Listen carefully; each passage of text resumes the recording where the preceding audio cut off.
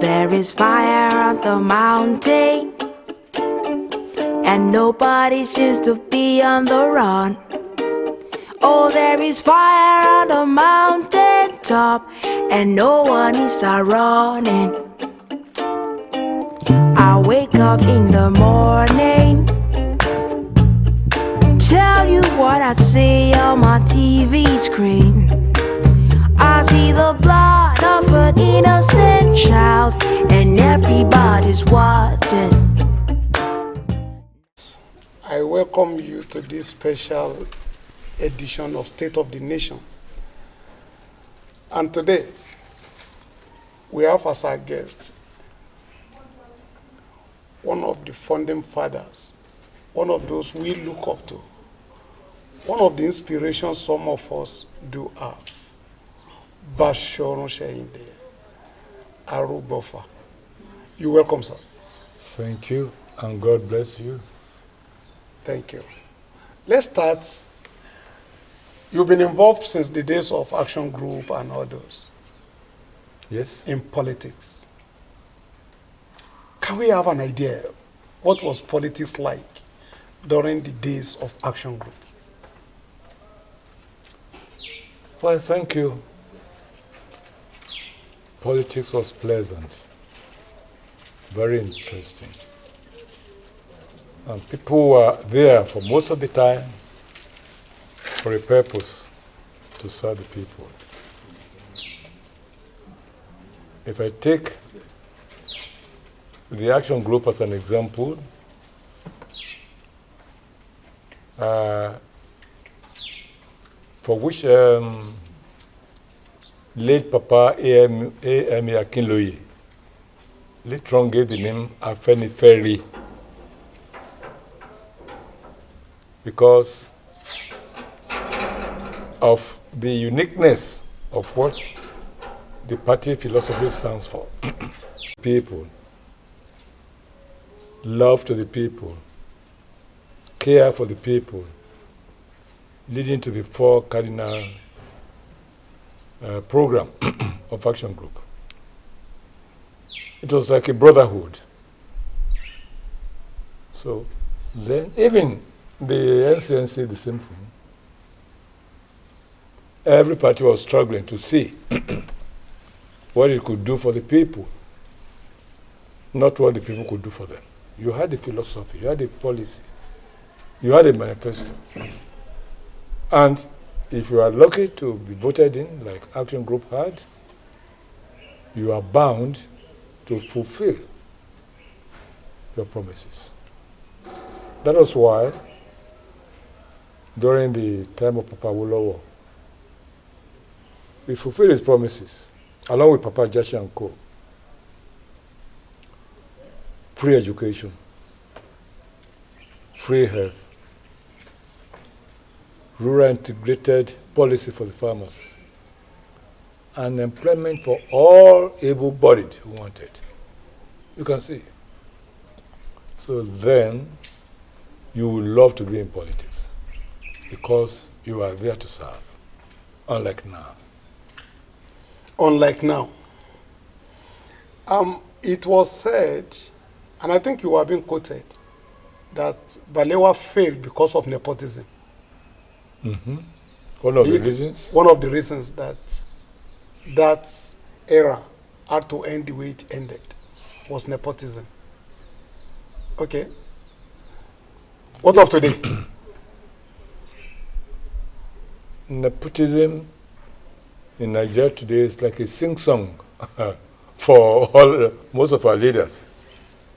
Nepotism has no meaning to most of them any longer. Look at the structure. That is why we have a very weak structure in this country. When Awolowo was there, and I think too, Sadana, and I also think to some extent, Zik, they were more concerned about the people as a whole, not their immediate household, or immediate neighbors, or immediate tribes. No. like I said, they came out to serve the people, not just their members of the family. But now it's a different story. You recollect vividly that one of the things people have against the present federal government is the fact that the leadership surrounded itself with too many of its own people, its own relations, and gave them, excuse me, key appointments, trying to suggest that perhaps others were not good enough. What we were expecting then was that as president, the head of state will have seen Nigeria as one in his appointments. But it's a common talk now. It was very rampant then that the key appointments, the kitchen cabinet, most of them were his own people, which is very unfortunate. Even key appointments. So, with that type of situation, we saw some people feeling terribly alienated. That is the situation. Now, like I said, you've been involved almost from the beginning. You were involved when Chief Olufalaye was contesting. Mm-hmm. You were involved when Abiola was contesting. Of course, yes. And you were involved in the confab. I was there. I was a member. Will it then be right to say, it's your generation that refused to guide us right? Thank you for giving me this opportunity to speak on this vexatious issue. Because the youth have been pointing accusing fingers on us. Even Shoyinka said it's a wasted generation. Wasted generation? Well, he might have seen, I see his own expression from a different dimension. Wasted in this sense that maybe the youth themselves were not prepared to rise above their own level, to look life in the face and get ready to live and face challenges. This is the way I saw his own use of wasted generation. Yes, the elderly ones might have been responsible up to a point, but can we say that somebody like late Chief Awolowo, late Nnamdi Azikiwe, late Tafawa Balewa, late Chief Adekunle Ajasin, and a few others, can we say that they were bad leaders? Can we say that they didn't show us the way? Look, this depends on both sides. The leader and the led. Even in the home, the father and the children. The elderly ones, most of them, not all in any case, but the majority, always guide the youth. But the youth are always on the fast lane. That is the problem. They don't want to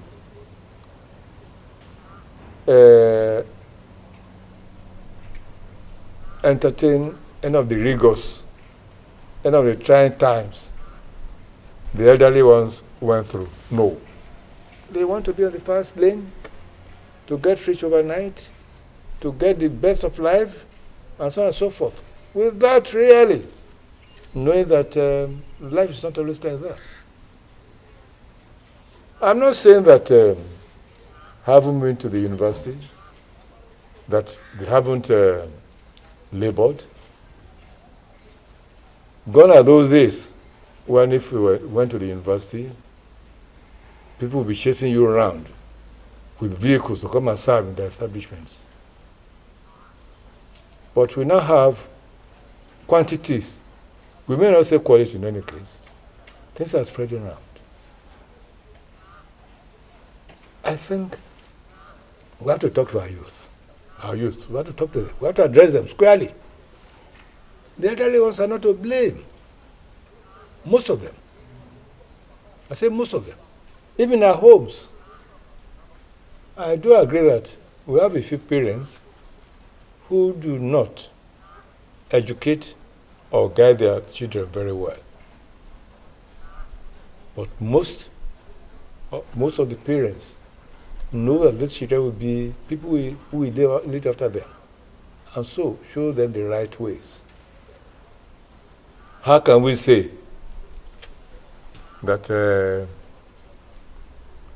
the boys and girls who engage in Yahoo business were asked to do that because of their parents, or because their parents told them to do that? Or when they go into fraudulent practices, can we say their parents asked them to do that? Because some of these parents know that all these things are wrong. Yes, some may argue that, okay, they should have been provided with jobs. But let's face the stark reality of the situation. Where are the white-collar jobs now? In this sense, perhaps, we can blame the system. And that the universities should have rectified the curriculum in such a way as to make anybody living in the university useful in the society, not being a job seeker, but a job creator. But the universities, the government, is now seeing that something has gone wrong with that, and it's now changing. If you go to a federal university like Federal University of Korea, there's a section for the entrepreneurship, where for about an academic year, students are exposed to some of these skills to balance up. So both parents and the government are trying. The fault is more with our youth, who are too much in a haste. Look at what is happening in politics. Most of them don't bother. Immediately leave the university, they go into politics. Never mind that some elderly ones might have employed them in any case. But they should know that that is not their first point of call. You go into the university, get some education, broaden it. Think of it first before going to politics. What you have now is that any of them who has the opportunity, or who is lucky to be maybe a PA to anybody who calls himself an honorable member in the House of somewhere, he himself will call himself an honorable member. And you're just fresh from the university. No job except to clap, go with the politicians. The youth, you think, it is not by stealing, killing people, Yahoo, that you can make it in life. And they should know that some people who do it, they die young, they die the miserable deaths. So, I still want to, because of your rich experience in politics and everything, you are with Afenifere. The Afenifere of yesterday and Afenifere of today, is it the same? Well, nothing can remain static. Nothing can ever be the same. We are facing a dynamic situation. The society is dynamic. Even the Church of God is dynamic. The everything is dynamic. Everything is taking shape. There are so many things affecting an institution here and there. So in that regard, Afenifere is not alone. Like I did mention at the onset, when we didn't have this type of population in the country, and when we were still young, when our leaders really focused, really principled, were leading, people were following, and so on and so forth. But as soon as we had some expansion in so many areas, expansion in terms of education, in terms of population, a few things started happening and coming in. And when we look at Afenifere, which is socio-political, it's not a political party like some people are saying. It is not. It could be socio-cultural or socio-political. It was not founded like, and I've explained how it got its name. It was just for people to use its cashing to cash votes. That was how it all happened then. So when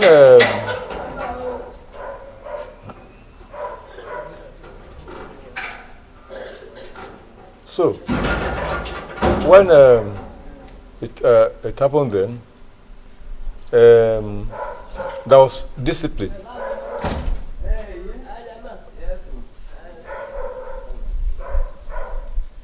Now, who is the current leader? Okay. I will finish. I'm just.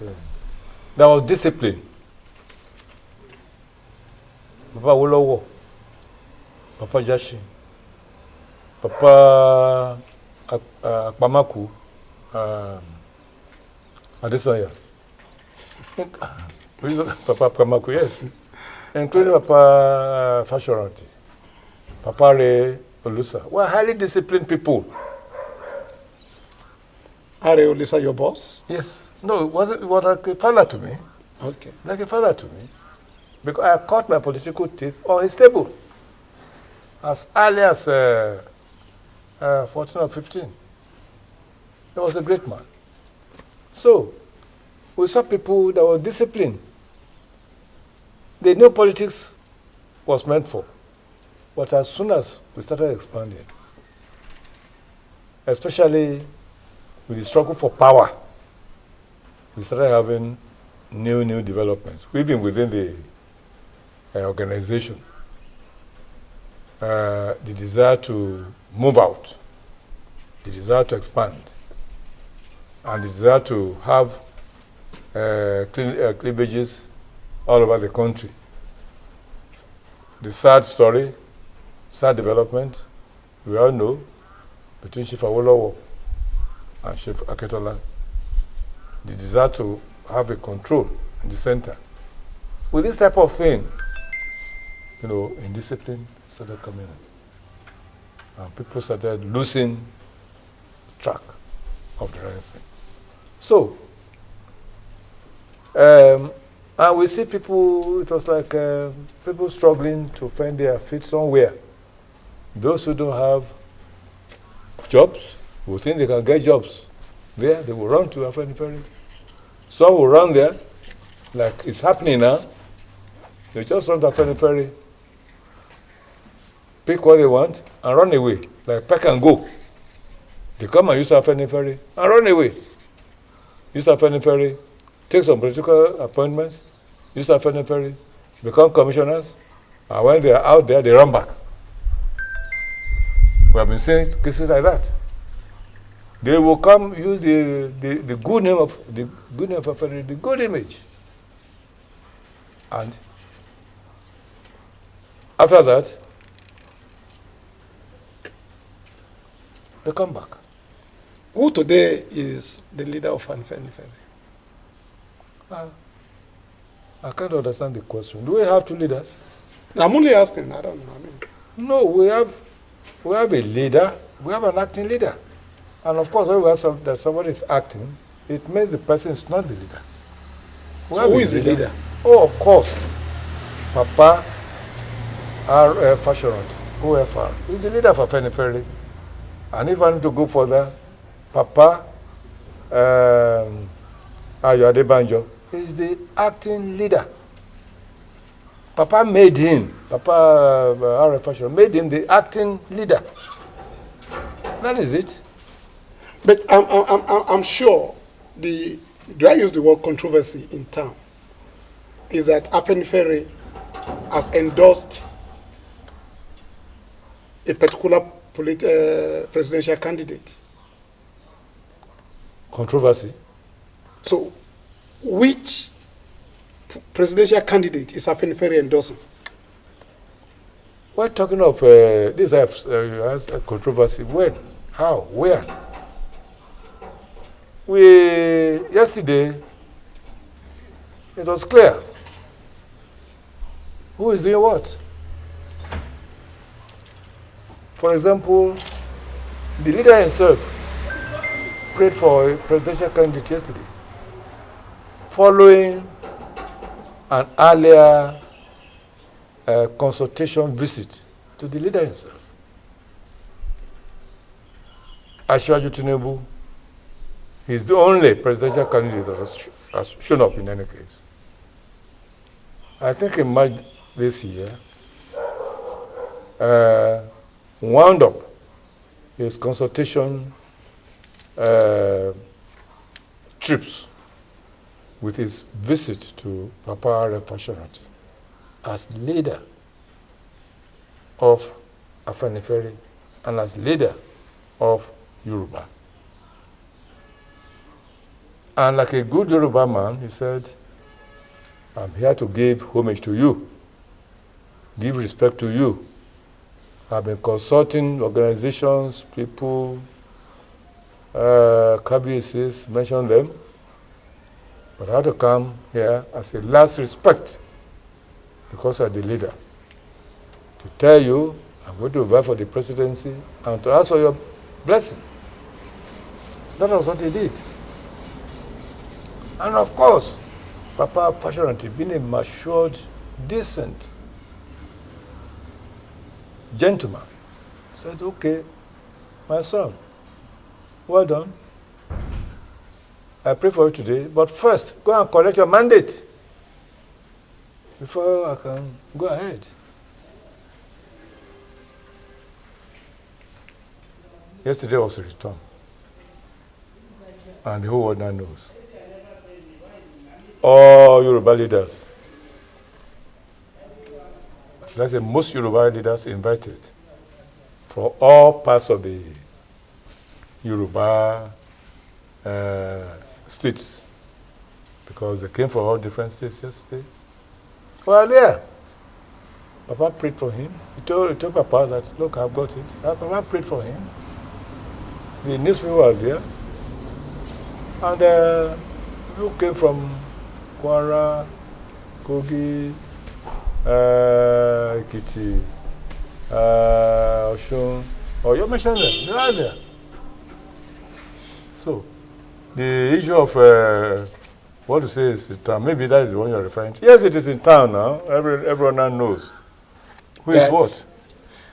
Oh, but you are aware that the acting leader endorsed Peter Obi? He has a right to speak his mind. He has a right. Okay. Look, he was not doing that on behalf of Afenifere. Let me tell you something. We have a way of conducting ourselves in Afenifere. Okay. For contentious issues, mark me, contentious issues or any important issues, we will meet to look critically into contending issues, listen to opinions, listen to views, and many other things like that. And eventually, we take a consensus Once the consensus is taken,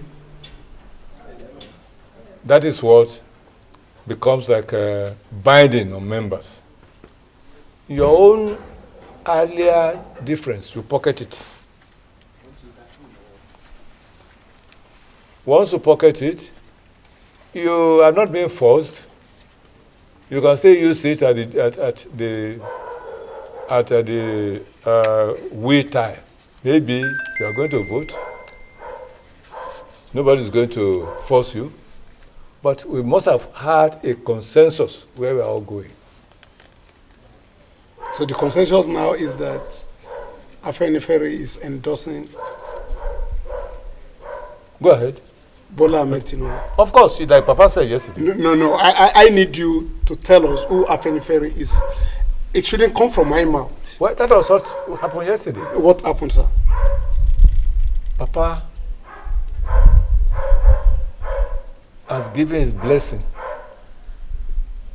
to Bola Asiwaju because he said that Asiwaju performed in Lagos, turning things around in Lagos.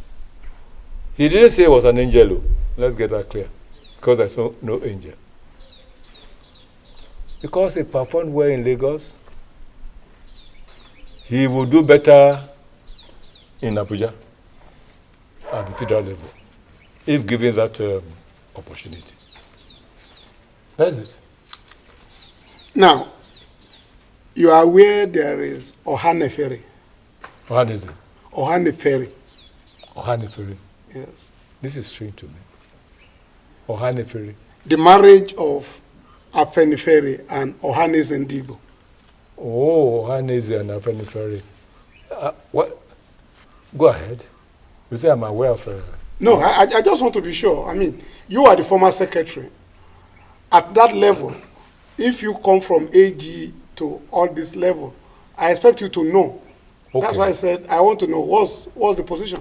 Okay, you mean the relationship? The marriage of Ohanes and Ndigo. There's no marriage. Look,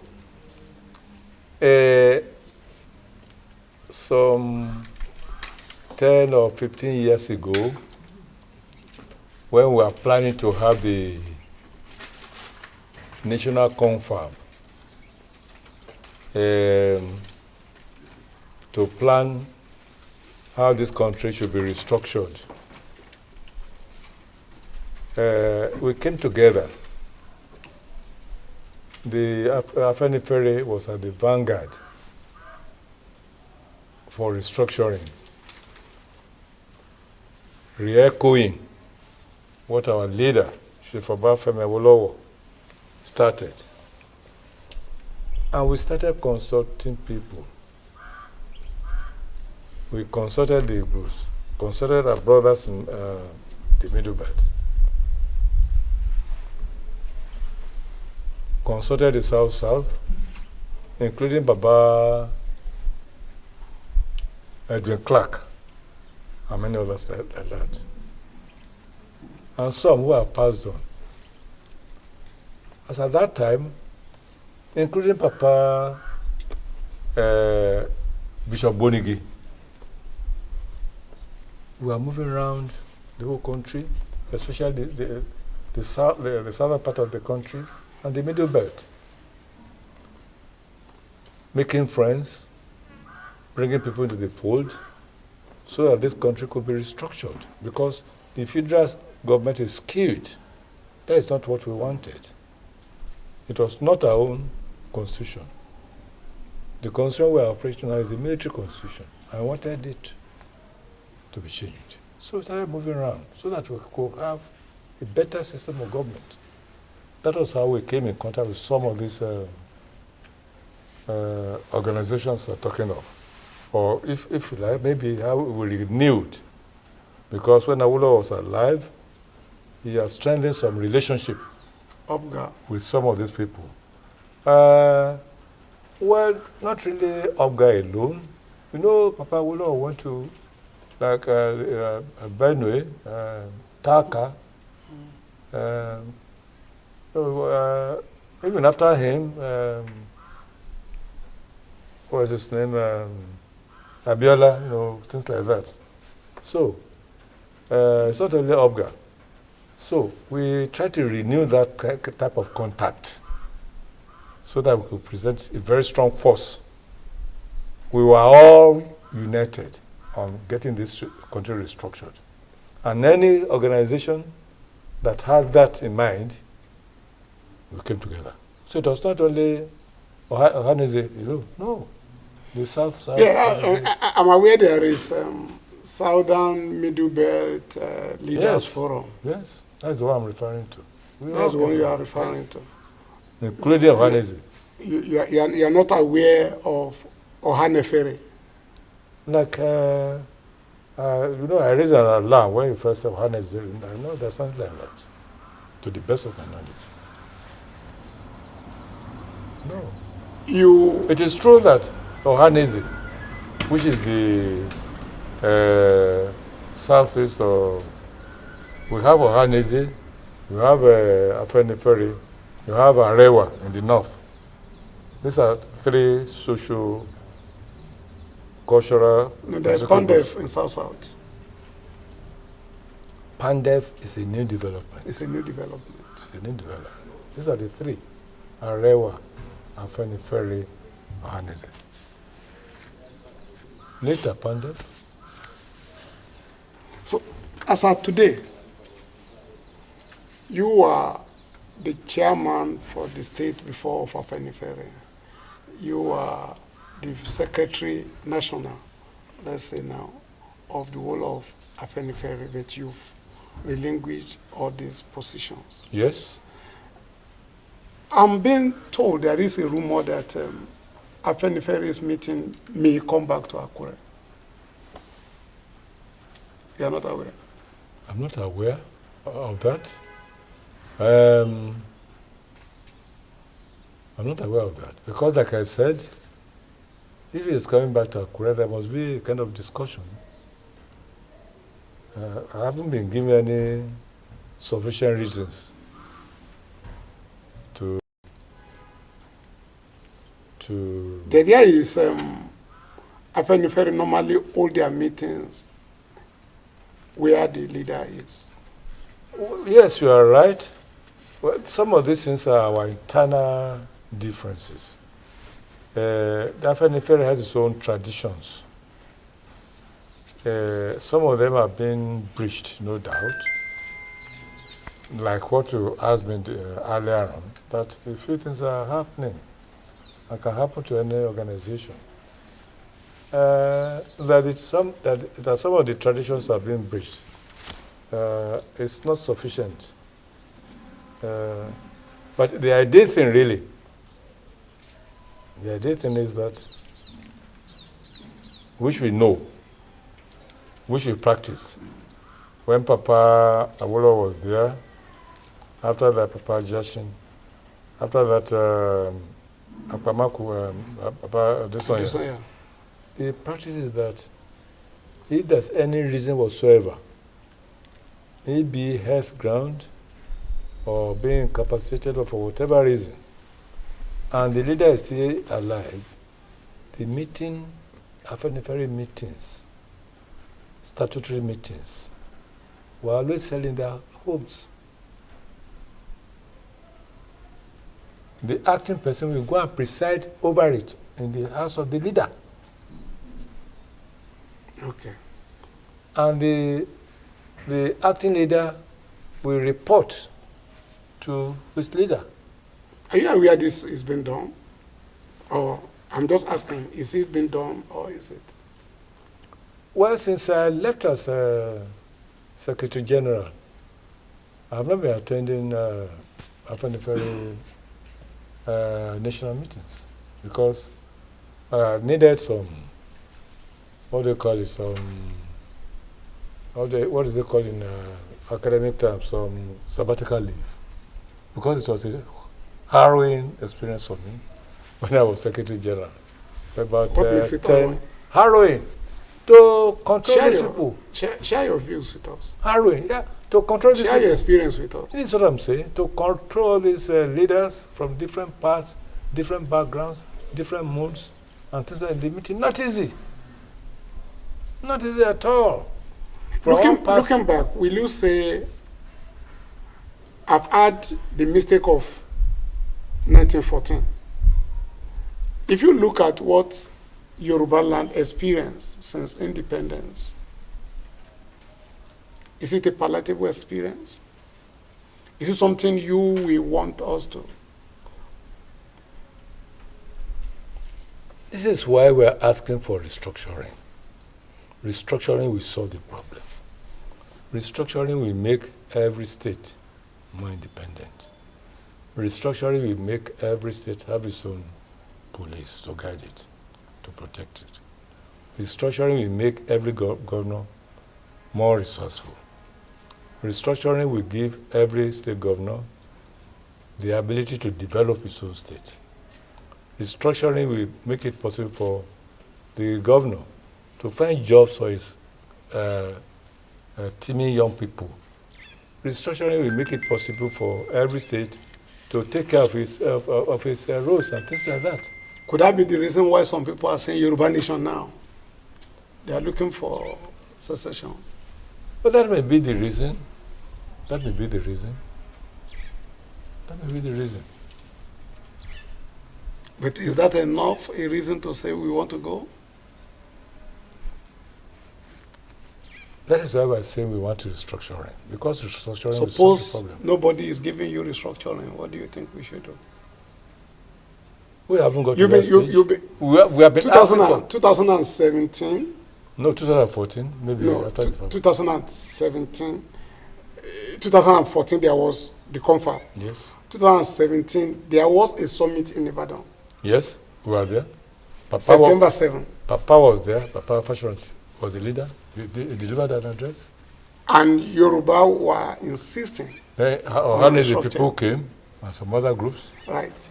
Now that is not happening. 2014 there was a confab where some of these things were done, stated. And because nothing was happening in 2017, the Yorubas gathered, invited some like-minded people. Yes. So now, 5-6 years after, we are still making the same demand. Yesterday, you are making a demand on Bola Ahmed Tinubu. You rested your demand on 3 things: restructuring, economy, and security. Yes. Thank you. You see, this thing has been on for a long time. I agree with you. It began from the First Republic. I agree with you. It began during the regime of Tafawa Balewa. And of course, it was because of some of these problems. You know, Awolowo was the opposition leader. We thought we were going to have a rosy thing for this country.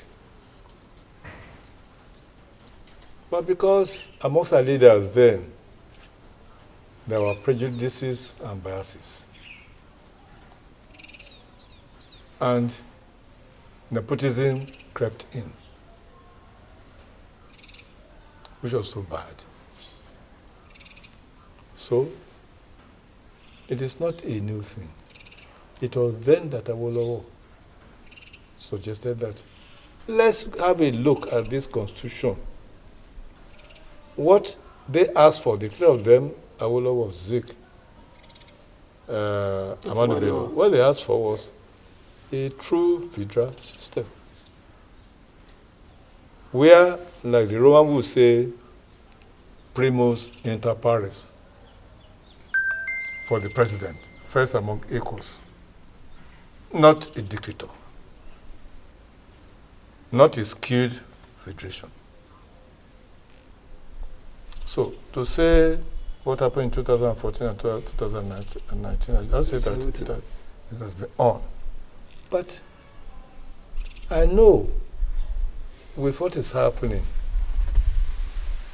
you see, the Yoruba man will say, ìrètí pípẹ́ àwọn Ọ̀ṣọ̀kan láàrẹ̀.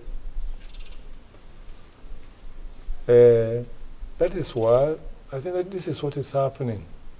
I'm not blaming those who are saying they need something, but there are processes. There are processes. But we are of the opinion that if you can have this country restructured, that would be a better alternative. And also the hope being dimmed, like some are saying, it depends on whoever is there as the leader of government. And you recall that I've always talked about leadership in this country. Once we have a good leader, most things will be put in place. But once I have a leader who says one thing and looks the other way, things will be worse. If today, and of course it appears as if we're having a few things being put in place. I don't know whether I'm really correct. A few things are going down, like insecurity. Maybe because some of the governors are now waking up. Look at the Southwest. Arakuni is performing wonders in so far as security is concerned, and his colleagues too are taking on the challenges.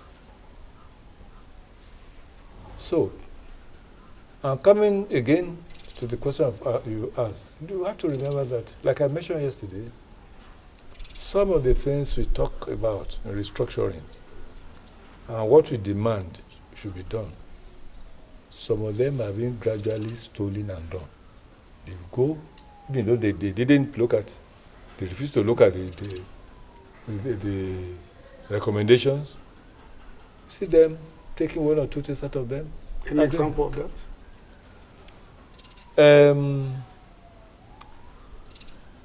Well, I think, I thought the issue of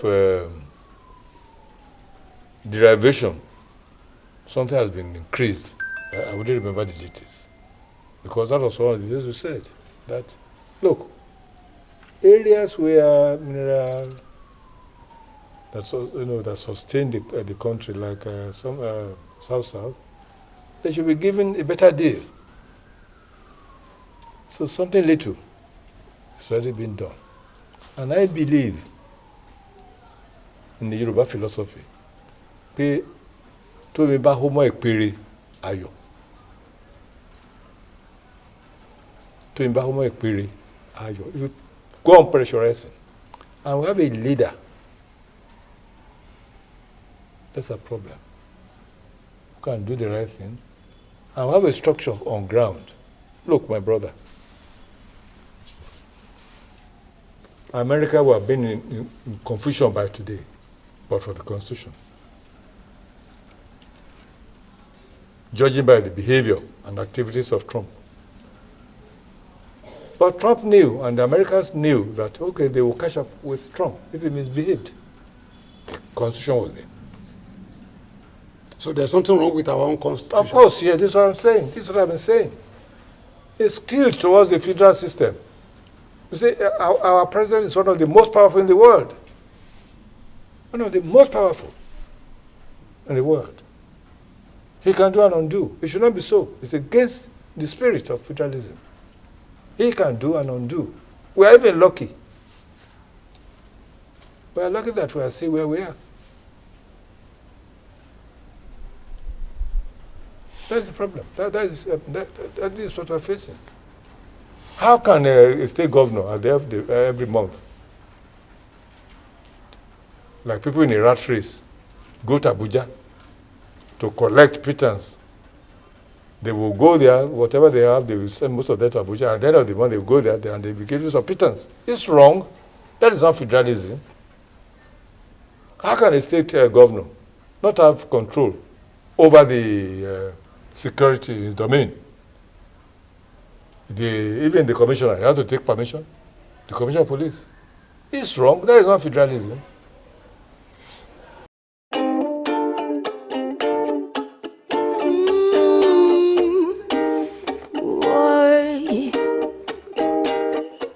Oh,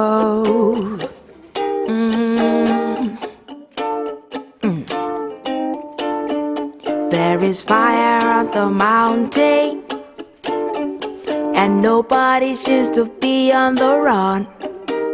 Oh, there is fire on the mountain top, and no one is running. I wake up in the morning, tell you what I see on my TV screen. I see the blood of an innocent child, and everybody's watching.